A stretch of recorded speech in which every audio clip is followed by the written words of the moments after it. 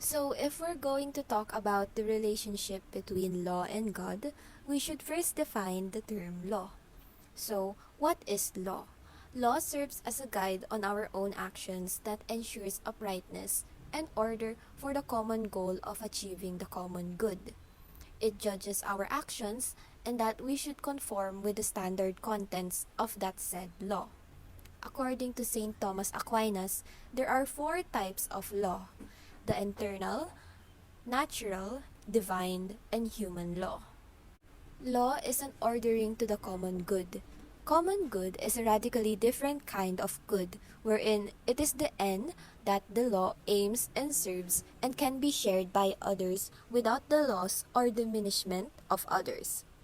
Common good seeks for attaining the genuine good for each other to foster the well-being for an individual and for the community as well.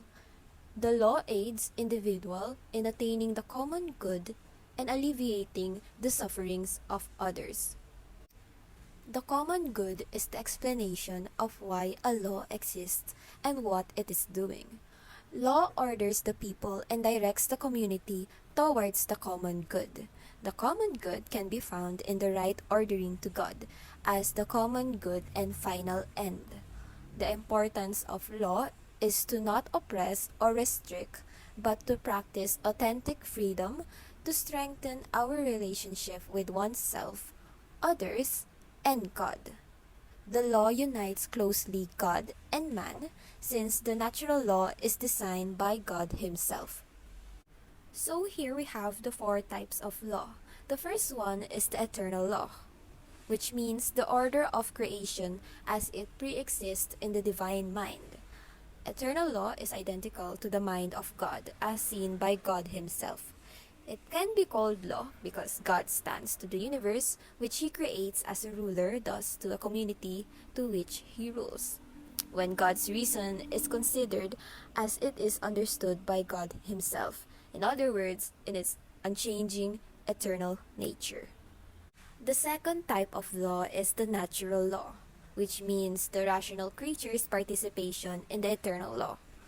Aquinas conceives of creatures according to types as governed by final causes or ends which they naturally seek. These ends are implanted in them by the Creator, which is God. Most creatures actively seek their proper ends out of instinct. Although human beings do have proper ends, we do not always act as we should. Our actions are often determined counter to nature and natural law by our appetites. When reason rules in the human soul, we chose what accords with nature. So, under the natural law, we have the precepts. Reason in human beings is capable of apprehending certain general principles implanted in human nature.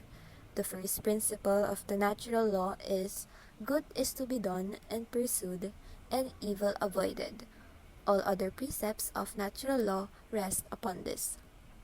What Aquinas seems to mean is that the several precepts of natural law are specifications of this precept, which is highly abstract. These other precepts include whatever is a means of preserving human life and of warding off its obstacles belongs to natural law. In other words, a good justification for a moral or legal rule is that it promotes the preservation of human life. Behind this is the fact that all living beings possess an inclination for survival, corresponding to the nutritive faculty of the soul as Aristotelians apprehended. Sexual intercourse, education of offspring, and the life have a proper place in human life, as in other animal life, corresponding to the sensitive faculty. Corresponding to our peculiar possession of reason, humans are under an obligation to avoid ignorance and to seek to know God, and to avoid offending those among whom one has to live. This pertain uniquely to the rational faculty. Aquinas never gives an exhaustive list of these precepts. Grasping natural law or synderesis.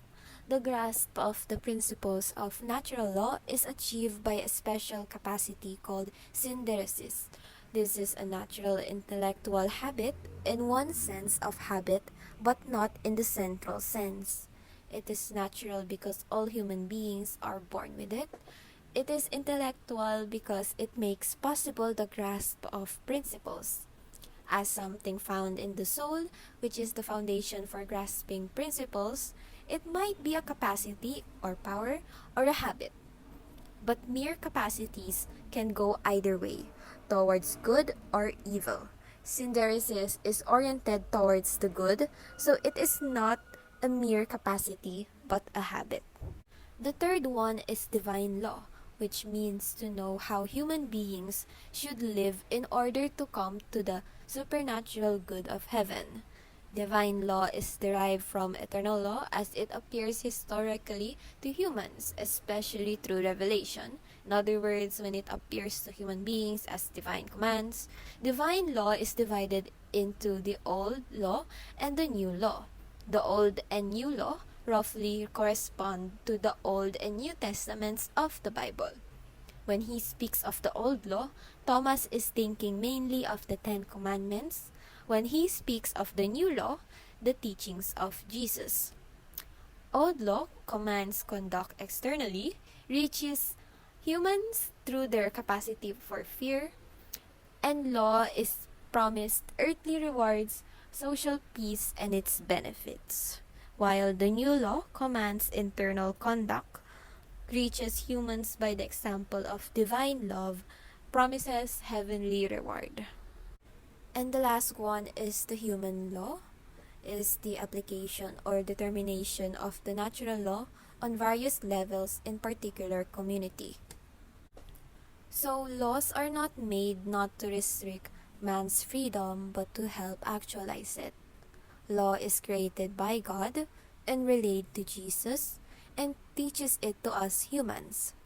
The nature of law is created by God, and with the help of Christ, we are able to connect and strengthen our relationship with God for the common good to all on earth.